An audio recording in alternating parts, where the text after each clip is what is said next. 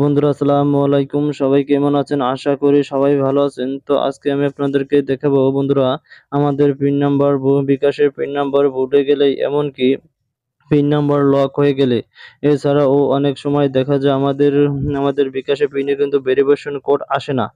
তো কিসের জন্য আসে না সেই প্রসেসটি এখন আমি আপনাদেরকে দেখিয়ে দেবো। তো আমাদের এটি খুব সহজেই কিন্তু আমরা আমাদের ভিডিওটির মাধ্যমে কিভাবে আমাদের বিকাশের পিনটি ফিরে পেতে পারি, সেজন্য আমাদের পাশে থাকুন। তো বন্ধুরা, প্রথমে আমরা কি করব, আমাদের ডায়াল প্যাডে চলে আসলাম।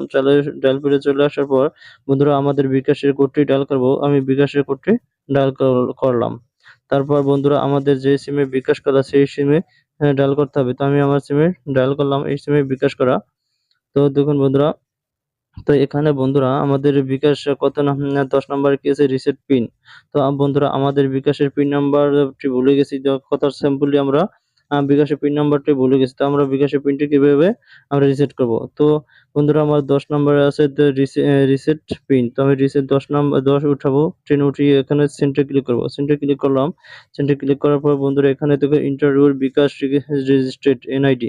তো যদি আমার বিকাশটি এনআইডি কার্ড দিয়ে করে থাকেন বা পাসপোর্ট দিয়ে করতে থাকেন, অথবা ড্রাইভিং লাইসেন্স নাম্বার দিয়েও করে থাকেন, তাহলে এখানে বসিয়ে দিবেন। তো আমার এনআইডি কার্ড নাম্বার দিয়ে করেছি, তাই এখানে আমার এনআইডি কার্ডটি এখানে এনআইডি কার্ডের যে নাম্বারটি আছে, তো সেই নাম্বারটি এখানে বসিয়ে দিতে হবে। তো আমি আমার নাম্বারটি বসিয়ে দিলাম।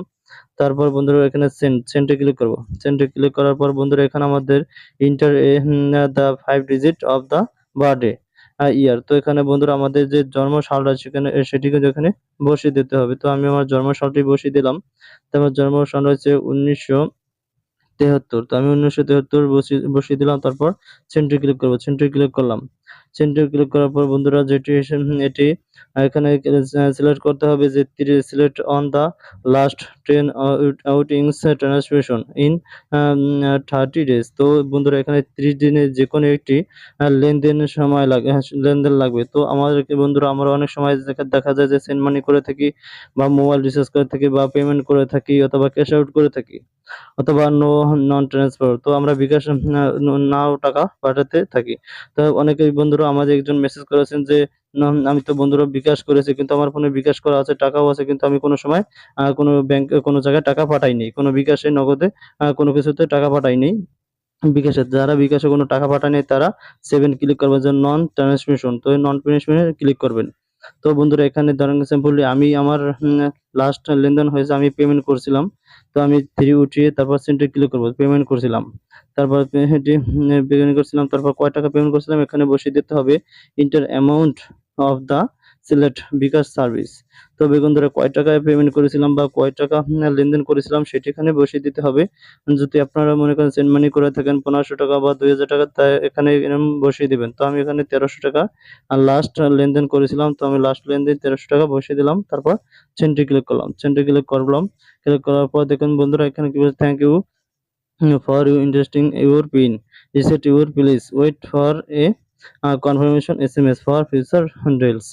তো এখানে বন্ধুরা আমাদের কিন্তু এটি মেসেজ দিয়ে তারা জানিয়ে দিবে। তো দেখুন বন্ধুরা আমাদের কিন্তু 3175/6। তো 3175/6 আমাদের কোডটি টেম্পোরারি পিনটি। তো আমার টেম্পোরারি কোডটি আমি ডায়াল করলাম। তারপর আমি সেন্ড ক্লিক করব সিমে, বিকাশ সিমে, তারপর বন্ধুরা এখানে আমাদের অন পেশ করতে হবে। অন পেশ করলাম। পেশ করার পর বন্ধুরা আবার অন পেশ করতে হবে। অন সিলেক্ট করলাম, তারপর সেন্টার ক্লিক করব। সেন্টার ক্লিক করলাম। তারপর ওল্ড প্রিন্টটা দিয়েছিল কত, আমার ওর জায়গায় আমার দিয়েছিল 3175/6। তারপর বন্ধুরা সেন্টার ক্লিক করব। সেন্টার ক্লিক করলাম। সেন্টার ক্লিক করার পর বন্ধুরা এখানে আমাদের দেখুন নতুন একটা পিন নাম্বার এখানে বসিয়ে দিতে বলছে। তো আমি একটা নতুন পিন দিয়ে দিলাম। তো বন্ধুরা আপনারা এখানে হার্ড পিন দিয়ে দিবেন। এই যে পিন দিলাম, তারপর সেন্টার ক্লিক করব।